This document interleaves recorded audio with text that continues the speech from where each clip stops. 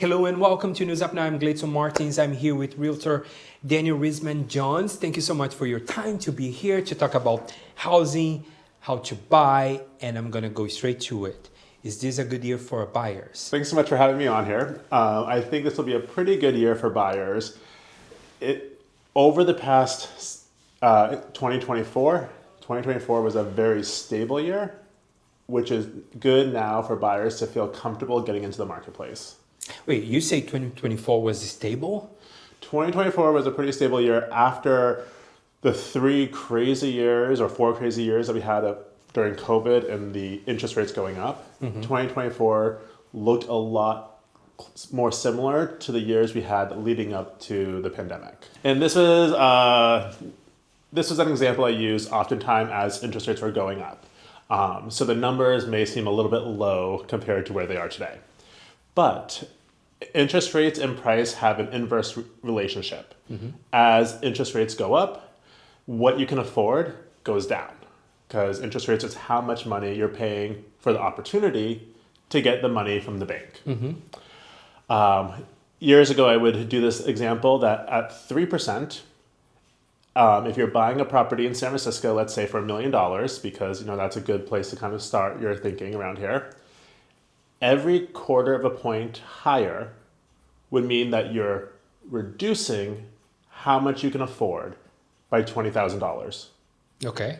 So at 3% and $1 million, if it goes up to 3.25, now you can only afford $980,000. But that money you still have to come up with the 20% down payment. That means the money that they're paying on, the same amount of money that you come up for the down payment, your monthly mortgage, what you're paying every month to the bank to repay your loan, that cost has gone up. So you can only afford $20,000. You can afford $20,000 less because you're paying the bank more money just for the interest rate. So we went from 3% to now we're at maybe 6.5% or 7%. So every little quarter is $20,000. That's like buyers being able to afford $350,000, $300,000 less on what they can purchase when they're going out looking at for houses. So it really impacted how much they could afford over those several years. So, but when you say prices are going up a little bit, condominiums, right? But interest rate is still at 6.65 or 7%. Right. So it seems to me it doesn't really help the buyer though, because if the prices are going up and interest rate doesn't go down, so what is the bridge there? The bridge there is general in general is expectations. As when interest rates went up really, really fast, buyers were expecting them to drop, so they weren't buying properties. Now that the expectations are that interest rates are going to stay stable, buyers can expect what they can afford in the future. It's a game, basically. It's a game. It's a game. It's mental expectations. It's a mental game. It takes about 6 to 8 months for buyers or sellers to reconfigure their view on the marketplace when something major happens, such as the interest rates increase. So what is can you give me a number on average house, how much it goes for in San Francisco? So the average single family home in San Francisco is selling for roughly around $2 million. Oh my God. Yeah, so really high. I mean, that's the average. So that's taking into account everything from the, $20 million home that may sell in Seacliff or Pacific Heights, the $4 to $8 million home selling in Noe Valley, Castro, and around here, to the $800 to $1 million single family homes that are selling in the Bayview, Visitation Valley, Silver Terrace area. But if let's say I make $250,000 a year, basically it's not enough to buy a house in the city. Not enough to buy your average single family home. You're not making $250,000 and buying $2 to $3 million single family home in Noe Valley or Glen Park. Could you go to Excelsior or the Portland neighborhood and buy a single family home there for $1 million to 1.2, 1.3 million? Potentially, based on what how much down payment you can do and what your job is, and talk to a lender. But in that neighborhood, you could potentially afford. Yeah. So, and then you have condominiums in the city as well, and TICs and other types of properties. What tips would you give to someone? Let's say you have I'm going to make this up. You have a building with 3 units. The whole building is for sale. One unit has tenants. Mm-hmm. So what advice would you give to those buyers considering buying the whole building with one tenant? Buyers considering buying the whole building with one tenant.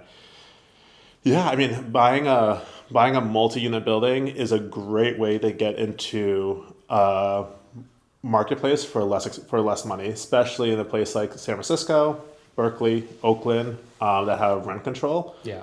An existing tenant can bring down the value of the entire building. Mm-hmm. And personally, that's how I got into my first building in San Francisco 15 years ago. I bought a multi-unit building, and I bought it with my sister. Generally, a multi-unit building may go for $700, $800 per square foot. A single-family home could go for $1,000, $1,100, $1,200 per square foot. You're talking about 60% less money or 40% less money for potentially the same amount of space. Mm-hmm. And if you can do that with a friend or family member, that's a great way to get into the San Francisco marketplace, into a unit. What do you think about rent control? Having affordable housing, having affordable rent for tenants is definitely a very positive thing to strive for. Having it done on the backs of the owners makes it. I mean, whether or not they should be the ones paying for it, that's a different story. But if you can't raise the rent, a lot of these houses go into disrepair, and then you have houses, you have neighborhoods that go into disrepair if you have a lot of these houses next to each other where the owner cannot afford to keep up the maintenance of it, mm-hmm. because the rent can't keep up with the market value. Mm-hmm. Mm-hmm. So regardless of the politics of it, in general, the city landscape and making sure that the neighborhoods stay aesthetically nice, the houses are kept painted. There's not peeling paint out front. You want to make sure that the homes are maintained, and it's hard to do that in how the current rent control exists in San Francisco. Mm-hmm. What are the ways someone can buy a property, either a building or a single family house? If they're a group of people, they can get together, or how does it work? Like there are TICs? Yep. TICs. So what are the ways somebody can purchase something? Yeah, so in specifically looking at buildings, because that's kind of what you asked about, you could buy a building by yourself. So, you, Gleidson, go in, want to go purchase a building, you can go do that. If you purchased a building with a partner, a husband, a wife, then you could go in and the two of you could buy a property together. With what a TIC is, it allows you to bring in that group of 2 people and expand that to friends or family. Mm-hmm. So when I bought my first property, I was relatively young, did not have the income that I did later on in my career. So I bought a 2-unit building with my sister. So we got together, we combined all of the income of myself, my partner, her, and her husband. So we had 4 incomes being able to afford a 2-unit building. And 2-unit buildings tend to be less expensive than mm-hmm. houses, as I mentioned before. Yeah. And then you could do that under what they call a TIC, or tenancy in common. And that existed in San Francisco first. That started here. Now it actually exists across many of the major cities in California. And it's just another form of ownership. Okay. Thank you so much, Daniel. Appreciate it. Yeah, thank you. My pleasure. Thank you.